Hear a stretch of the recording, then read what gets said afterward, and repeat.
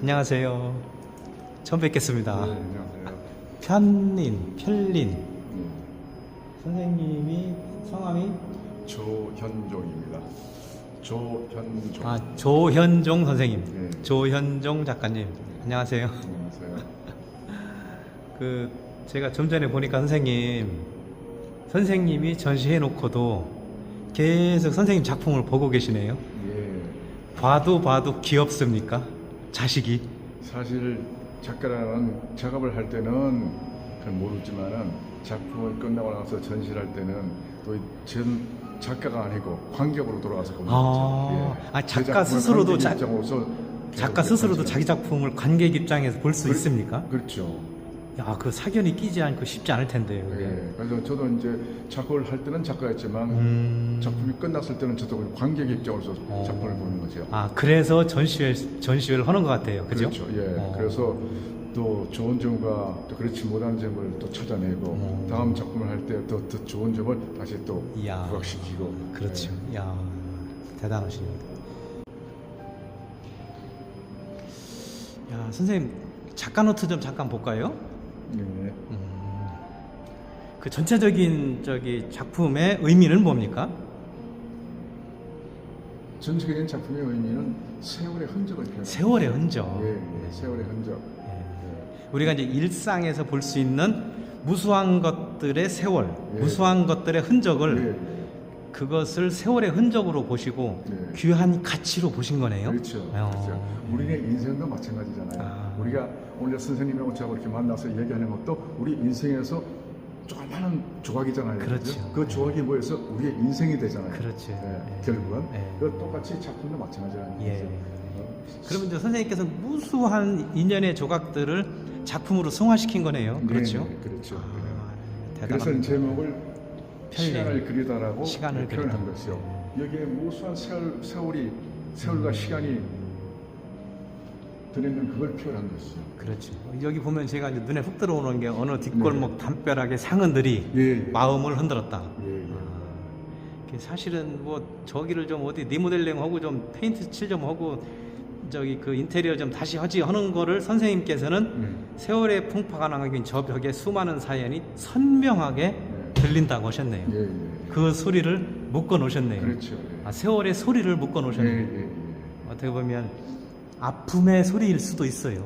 그렇죠. 아픔의 소리도 있을 수 있고 즐거움. 또 아까도 말씀드렸지만은 기쁜 일, 슬픈 일 모든 것들이 세월에 다 들어있잖아요. 그런 것을 이 칼라로서 또 텍스처로 가지고 그걸 표현한 거죠. 대단합니다. 그러다 보면 이제 숨겨진 저마다의 뭐 이야기, 아픔, 고통, 슬픔, 기쁨, 좌절 뭐 그런 것들을 그린 것입니다. 그리고 흔적은 표식입니다. 시간은 흔적을 남기고 또 인간의 삶과 아주 비슷한 걸 발견하게 되죠. 하루하루 삶의 모든 순간은 편린이고 그것이 쌓여서 우리의 인생이 되는 것이죠. 그래서 지금 우리들의 얘기인 것입니다. 선생님 제가 어떤 인사동에서 가장 작가로서 하여튼 인사동에 오시면 그분을 모르면 뭐 작품을 좋아하는 분이 아니에요. 굉장히 유명한 분인데요. 제가 이제 성함은 말씀드리지 않을게요. 이분 작품이 뭐냐면 저는 오늘 선생님 작품을 보면서 그분 작품인 줄 알았어요. 아직 저도 보지를 못했어요. 이제 유튜브 영상이나 이런 데 인터뷰 영상에서만 봤거든요. 이분이 프랑스 유학 중에 지하철에 가면은 지금은 뭐 안 그렇겠지만 옛날에는 그 불법 포스터를 붙였다, 뗐다, 붙였다, 뗐다 하면 그 흔적들이 남지 않습니까? 그 이제 일반 사람들이 보면 왜 이렇게 지저분하게 그냥 지저분하잖아요. 보면 또 우리도 그 담벼락만 보면 포스터 붙였다가 뭐 불법 광고물 붙였다 뗐다 뭐 이러지 않습니까? 그런데 그분은 프랑스에서 그 지하철에서 본 그 포스터를 붙였다 뗐다 했던 그 기억을 평생을 지금 한 80세가 되셨는데 한 50년간 그 작업을 하고 계신 거예요. 붙였다 뗐다 붙였다 뗐다. 그 다음에 열로 지지기도 하고 뭐 특수 저기 안료를 해서 뭐 녹이기도 하고 뭐 이런 작업들의 연속을 50년 동안 해오시는 거예요. 그래서 이제 그 작업이 나름대로 이제 자기만의 어떤 독특한 기법으로 해서 뭐 명칭도 붙여서 이렇게 이제 설명을 하시더라고요. 그 제가 선생님 작품을 그 작가의 노트도 지금 잠깐 보고 그러니까 선생님도 그런 작업 쪽이 아닌가 이런 생각이 좀 드네요. 예, 그렇죠? 어떻습니까? 지금 잠깐만 선생님. 이런 작업은 어떻게 이루어지는 건가요? 이런 작업도 처음에 일단은 이게 캔버스 원단입니까? 그렇죠. 캔버스 위에 이게 판넬이 아니죠? 예. 판넬 위에다가 캔버스를 씌운 겁니다. 아, 이 안에 그럼 판넬이 또 있습니까? 그렇네요. 왜냐하면은 이게 지금 material가 좀 두껍잖아요. 네. 그래서 캔버스만 되면은 이제 출렁출렁거리고 힘을 받지 못하기 예. 때문에 그래서 뒤에다가 캔버스를 만들고 그 위에다가 캔버스 천을 씌운 겁니다. 예. 그래서 그 위에다가 다시 작업을 한 거죠. 그럼 사실은 이게 어디 우리가 저기 유명한 식당에 가서 요리 비법이 뭐냐 이런 거 물어보는 건 실례지만 한번 독자들을 위해서 살짝 선생님의 작품 세계를 공개해 주실 수 있겠습니까? 그러면 일단은 캔버스 판넬 위에 캔버스 원단을 씌우고 그 다음에는요? 그 다음에 이제 이 재료라는 것도 저는 남들이 쓰지 않는 재료를 쓰고 있어요. 그러신 것 같아요. 작가들은 다 마찬가지지만은 왜냐하면은 남이 쓰는 재료를 쓰다 보면은 아무리 그래서 탈피를 하려고 해도 어떤 좀 비슷한 점이 많이 생기거든요. 재료가 같으면. 이제 유명한 요리사는 자기만의 특별한 비법이 있어서 그렇죠. 재료 선정이 제일 중요하죠. 그렇죠. 이것도 마찬가지죠. 그렇죠. 또 재료 다 같은 비주얼이라도 재료에 따라서 느낌이 달라집니다. 그렇죠. 그래서 저는 제 나름대로 저만 쓸 수 있는 쓰고 있는 그런 재료만 쓰고 있어요. 저는. 그것도 이제 처음부터 누군가의 작품을 보면서 그것을 제가 배워서 온 게 아니고 제가 하나씩 경험해서 엄청난 시행착오가 딸락. 10년 동안에 저는 사실 구상을 했던 작가예요. 그 평생을 구상을 했었는데 구상을 하면서도 조금씩 시간 날 때마다 저는 비구상을 조금씩 했었어요. 그래서 조금씩 하면서 저만이 할 수 있는 또 저만의 기법만 가지고 이렇게 조금씩 연구해 오다 보니까 오늘 이제 10년 지나서 오늘같이 이런 작품이 나오게 되었습니다. 대단하네요. 그 이제 일반 작가들이 그 비구상 쪽 작업을 하시는 분들 보면은 그 뭐 작가의 철학이니 뭐 이래서 우리 일반인들이 상상하기에는 아니 뭐 낙서해 놓은 거야 뭐야 뭐 그냥 자기 마음대로 그냥 뭐 붓질 왔다 갔다 하고 이렇게 해서 난해하잖아요. 그 다음에 작품이 얼마만큼 시간에 공을 들였는지 뭐 이런 거를 보기가 어려워요 사실은. 근데 선생님 작품에는 아까 좀 전에도 말씀드렸지만 어디 녹슨 철공소에 철판을 뭐 철대문을 뜯어온 것 같은 느낌도 들고. 그래서 제 작품은 그 관객들이 볼 때는 비구상이라고 생각합니다. 저에서도 비구상이라고 얘기는 합니다. 하지만 자세히 보면은 사실은 비구상이 아니에요. 극사실이에요. 극사실이. 그럴 수 있어요. 아주 지극히 있는 그대로를 묘사한 거거든요. 그러니까 50년 묵은 화장실 창문을 뜯어서 그대로 갖다가 그려를 쓸 수도 있다는 거죠. 그렇죠. 함석 철문을 갖다가 뜯어다가 그대로 화폭에 옮겨놨다는 극사실. 그래서 이제 관객들이 주위에서 그런 환경들을 많이 보잖아요, 우리가. 그래서 제 작품을 볼 때 쉽게 다가갈 수 있게끔 편안하게. 이야, 점점 재밌어집니다. 야, 그래서 선생님 제가 이제 사실은 그림을 차례대로 소개를 드리려다가 선생님께서 극사실화다. 이거는 그 이제 보면은 우리가 시골에 가면은 초가집 있지 않습니까? 아궁이가 있죠. 그럼 한 50년 부를 때 그러면 그 끓음이 천장에 붙죠. 예를 들면 이걸 그렇게 제가 이해를 해도 되겠습니까? 자연이 만들어준 작품이거든요. 사실 그것도 어떻게 보면 자연과 시간이. 그렇지. 자연과 시간이 만들어준 작품이에요. 최고의 작품이죠. 최고의 작품이죠. 제 작품도 마찬 그런 것과 같이 긁고 떼어내고 또 바르고 이런 반복되는 작업 자체가 저는 세월을 얘기하는 시간. 그래서 시간을 그리다 하고 제목을 붙입니다. 제목이 시간을 그리다입니까? 편림이지만은 소제목으로 시간을 그리다. 시간을 표현한 거거든요. 저는 시간을 그리웠다는 표현보다도 시간을 채곡 쌓고 있는 거네요. 그렇죠, 선생님. 그렇죠. 와, 그렇죠. 화폭에다가 그렇죠. 예, 화폭에 그 지금 캔버스에 시간을 쌓는 그렇죠. 작가네요. 그렇죠. 예. 캔버스에 시간을 예. 색으로 쌓는 작가네요. 예. 아, 대단합니다. 대단합니다. 야, 그러면 이거는 어느 시간을 쌓으셨습니까? 열정 같기도 하고, 뭐 일출 같기도 하고, 불이 활활 타오르는 것 같기도 하고요. 그래서 이제 제 작품에는 저 어두운 대부분의 흔적을 표현하면은 시간이 오랜 시간을 동안에 발했기 때문에 그런 표현을 하다 보면은 작품 자체가 좀 칙칙하고 어둡고 이런 무거울 표현이 수 많이 있죠. 되잖아요. 예, 그런데 거기서 이제 작가의 또 창조에 의해서 컬러를 넘어가서 그 컬러가 아픔과 슬픔과 뭐 기쁨과 그런 내용을 컬러로 가지고 표현한 거죠. 야,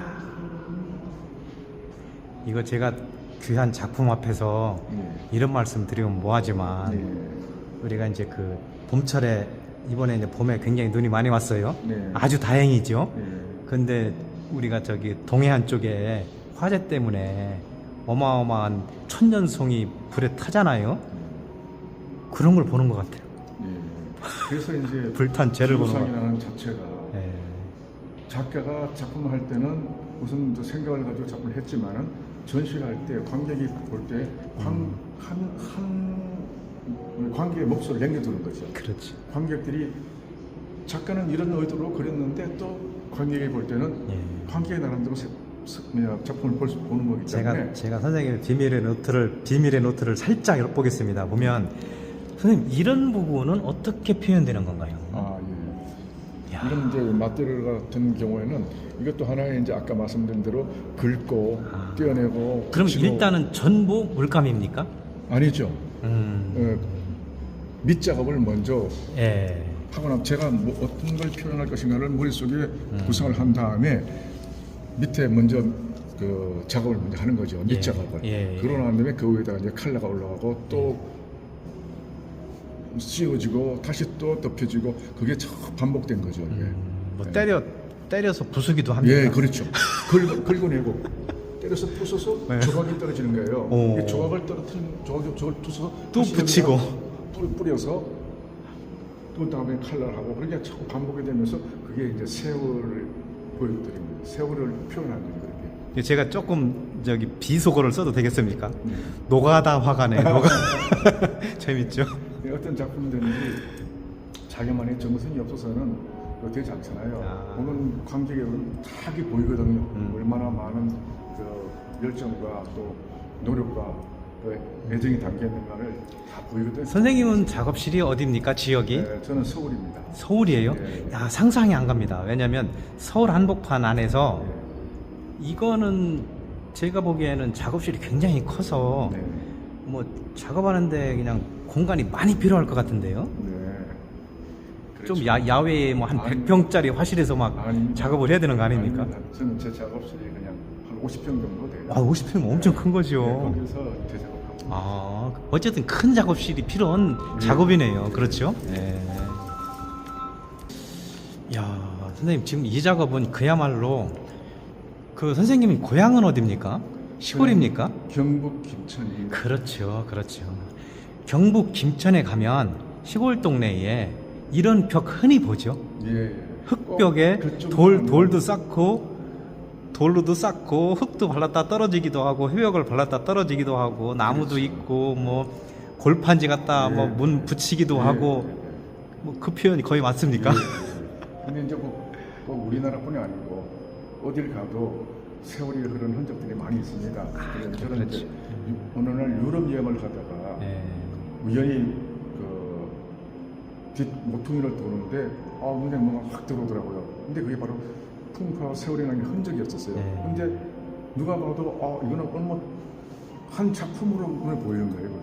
그때 이제 영감을 얻어서 이런 작품을 한번 해봤으면 좋겠다 싶어서 이제 시작을 하게 됐던 거죠. 근데 선생님 이 작품이 이제 관람자가 이제 구매를 하잖아요. 그럼 집으로 가져갈 수 있는 작품입니까? 회사나 공공기관에 그렇죠. 놔야 될까요? 제 작품은 관객의 팔고자 하는 목적으로 저는 작업을 하지는 않거든요. 팔면 좋겠죠. 작가가 팔면 좋지만 작가가 팔려고 하는 목적을 가지고 작업을 하다 보면은 상업적인 작품이 나오게 되었어요. 그렇죠. 왜냐하면 네. 관객들의 그 좋아하는 반응을 자꾸 반영시키다 보면은 결국 내 작품이 아니고 그거는 상품이 되어버리는 거예요. 상품, 그죠? 상품은 요즘엔 이런 작품이 잘 팔려. 이래가지고는 작가가 그렇죠. 안 되는 그러다 거죠. 보면 지금 이 젊은 작가들도 보면은 아트페어 같은 데 가서 보면은 작품이 아니고 다 상품으로 보이는 거예요. 왜냐? 팔려고 하는 목적을 두고서 제작을 했기 때문에 그건 상품인 것이죠. 근데 작품이라는 거는 그게 아니고 창의력과 모든 예술적인 감각을 작가야 혼을 집어넣어서 하기 때문에 그거는 그렇게 해서 이루어진 결과물이기 때문에 그건 작품이 그렇게 따지면 작가라는 것은 일생을 걸고 쓰는 수필? 일기? 일생을 걸고, 그죠? 그렇죠. 하루아침에 끝나지 않는, 그렇죠. 예. 적어도 50년, 70년 일생을 걸고 쓰는 글이네요. 예. 그죠? 딱 한 점의 글이네요. 네. 그죠? 그래서 자기 일생을, 근데 그렇게 따지면 너무 슬프잖아요. 뭐 작가라고 뭐 밥 안 먹습니까? 그렇죠. 근데 그런 마음을 좀 내려놓아야 될 것 같더라고요, 보니까. 그래야지 진정한 자기 작품이 나올 수 있는 거고, 그리고 제가 아까도 말씀하셨지만 제 작품 같은 경우는 개인이 소장할 수 있는 그런 작품은 아니에요. 사실 가정집에다 풀어놓을 수 있는 그런 분위기의 작품은 아니고, 제 작품은 어디 이제 회사라든가 그 호텔이라든가 뭐 그런 그 현대적인 건물에는 넣을 수가 있죠. 그래서 개인들을 뭐 상대로 이렇게 작업을 하고 있는 그렇지 않습니다. 제가 그 작가님들을 많이 만나보고 저희 아버님도 이제 그림을 하셨어요. 50살에 돌아가셨지만 저도 이제 그림에 상당한 재능은 갖고 있지만 저는 아직 못 하고 있어요. 저는 이제 그래픽 디자인 쪽 일을 하잖아요. 출판 디자인 뭐 인쇄 쪽 일을 하는데 제가 작가님들한테나 저도 그렇고 늘 제가 소망하는 게 있어요. 밥집을 차리자. 밥집을 차리자. 그게 이제 작가는 밥집을 차리자. 밥 장사를 하는 거죠, 작가가. 어떤 밥집이냐면, 그 이제 밥집을 차리면 오늘 몇 사람이 올지, 밥을 몇 인분을 해야 될지, 시금치 나물은 해야 될지 말아야 될지, 고기 반찬을 해야 될지, 아주 생각이 많을 거 아닙니까? 왜냐하면 어떤 손님이 올지 모르니까. 그런데 작가의 밥집은 밥을 하지 않는 거예요. 밥을 하지 않고 당연히 밥 먹으러 온 손님들한테 밥을 주지도 않아. 배고픈 사람한테 밥을 안 줘. 나갈 때 밥값을 내라고 그래요. 밥도 안 주고 밥값 내라고 그러는 밥집. 그게 바로 작가가 운영하는 밥집이라는 거죠. 그러면 작가는 뭐를 주냐면 마음이 배고픈 사람한테 밥을 준 거죠. 그러면 돈을 받을 수 있잖아요. 그렇죠. 그러니까 뭐 쌀밥을 할지 보리밥을 할지 된장찌개를 할 메뉴를 고를 필요가 없는 거예요. 자기 작품을 전시를 해놓고 자기 작품을 보고 감동받은 사람들이 나갈 때 입장료를 내면 되는 거죠. 물 한 잔 줄 수도 있고. 그렇죠. 그래서 굳이 우리가 작품을 애써서 만든 걸 뭐 호당 얼마다 해서 팔 게 아니라 이왕 안 팔리면 관둬라. 내가 그냥 밥집을 차리지. 그래도 되지 않습니까? 작업실이 밥집이죠. 그렇죠. 그렇죠. 예, 거기에 작품만 있으면 되고 작가의 철학만 있어서 작가를 좋아하는 사람들이 와서 즐기면 되는 거 아닙니까? 그렇죠. 마음의 양식을 먹고 가면 되는 거죠. 그래서 저는 그런 작품을 하면서 작가 선생님들께서 공간 갖는 거를 꿈을 가졌으면 좋겠어요. 내 공간. 저는 조금 싼 땅에다가 뭐 한 500평이든 뭐 200평, 한 4,500평 사서 창고 하나 져놓고 거기에 화실 겸 갤러리 겸 밥집을 차리는 거죠. 어떻습니까? 제 의견. 대부분의 작가들의 그게 소망이죠. 그렇죠. 그렇게 하고 싶죠. 어렵지 않은데 그게. 대부분 작가들이 그렇죠. 어렵지 않아요. 그게 어려우니까 못 하겠지. 아니 어렵지 않다고. 왜냐하면 땅을 사야 되지 않습니까? 땅을 안 사는 거예요. 마을에서 빌려요 그냥. 마을에 창고가 있잖아요. 그거 빌릴 수도 있고 마을에 작가가 들어간다는 것은 하나의 문화적인 역사가 들어오는 거예요. 그런 거를 섭외할 수 있는 일도 되죠. 그래서 전시회도 인사동 갤러리에서만 전시회를 할 게 아니라 마을 어디 가서 그런 것을 염두에 두고 전시를 하는 거죠. 그러면은 야, 너 했더니 뭐 사람들 막 서울에서 아는 사람들 와서 막 우리 농산물도 사가고 뭐 오는 사람들 수준이 괜찮은 것 같은데 우리 마을회관 저거 저기 비어 있는데 네가 좀 써라. 그렇게 하는 작가들 꽤 있어요 전국적으로. 그죠? 그런 공간에 그런 작품으로 선생님 작업이 아주 딱인 것 같아요. 그렇죠. 재밌습니까? 예. 아이고 제가 별 얘기를 다 합니다 지금. 야, 이 작업은 선생님 잠깐만요. 뒤로 잠깐 가볼까요? 여기도 물감입니까? 아니면 어떤 다른 재료가 들어가 있나요? 저는 이 골판지죠? 골판지. 이 골판지가 작가들한테 아주 저기 매력적인가 봐요. 아 그래요? 예. 네, 저는 그 다른 분들의 그 골판지를 쓰는 걸 잘 못 봤습니다. 예. 저는 아무 생각 없이 아무 생각이 아니라 다른 작가들의 그 작품을 보고 뭐 카피한 건 아니고 그렇죠. 이 작품을 할 때 처음에 제 주위에서 가볍게 볼 수 있는 재료들 그걸 가지고 시작했던 건데 그렇죠. 이 골판지를 넣는 이유는 이유가 있는 겁니다. 이 골판지에 그 골판지로 만들어지기까지의 이 종이의 그 역사가 있지 않습니까? 처음에 아주 좋은 뭐 아트지라든가 스노우화이트라든가 좋은 종이로 나왔다가 모든 사람들에게 활용이 돼가지고 나중에는 쓸 수 없는 폐지로 전락해가지고 결국에는 또 이게 그 골판지까지로 이제 재생이 되는 거죠. 재생이 되는 거죠. 재생해요. 그리고 골판지로 재생될 수 있는 또 인간들을 위해서 좋은 물건을 포장해주고 감싸주고 그런 자기 몫을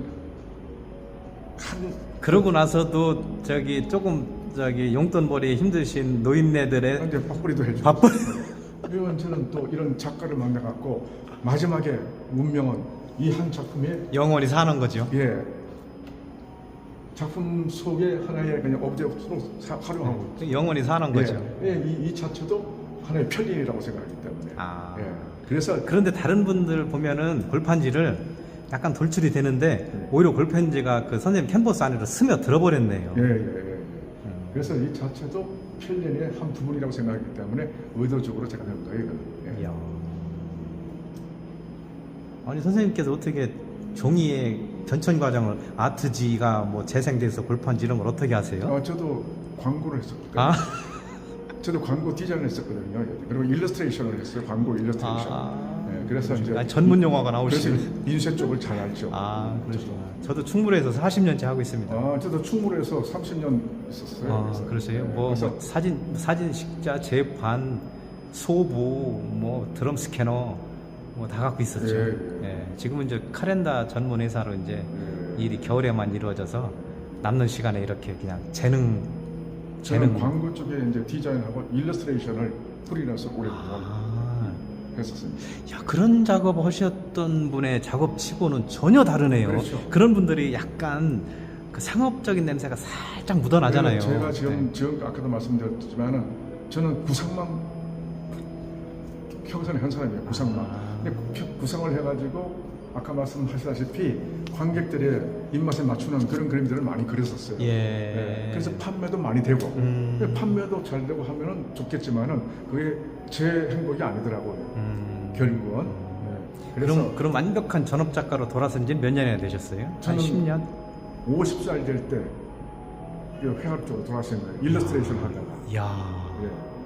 그래서 이제 회화 쪽으로 돌아섰으면서도 그러한 작품들을 많이 했었어요. 처음에는. 그래서 판매도 많이 이루어지고 또 반응도 좋았어요. 지금도 그렇고. 그런데 제 만족이 안 되더라고요. 그죠? 반갑습니다. 어쨌든 그 충무로 쪽에서 광고 쪽에서 한 30년 일하신 이 경험, 그 과감하게 50살에 그 일을 접을 수 있는 용기, 그 다음에 일반적으로 우리가 아름다운 작품, 뭐 가장 사치스러운 집안에 하나 좀 밝고 환한 그림 걸어놓는 그런 쪽도 배제하시고 선생님만의 아주 독특한 철학을 가진 세계로 제 행복을 추구합니다. 제 행복. 자기 행복. 제가 만족하고 제가 행복해야 된다고 생각하기 때문에 그래서 그 화풍의 스타일도 바꾸고. 멋있습니다. 여기까지 하겠습니다. 또 뵙겠습니다. 선생님 가끔 뵙겠습니다. 그래요. 고맙습니다. 감사합니다.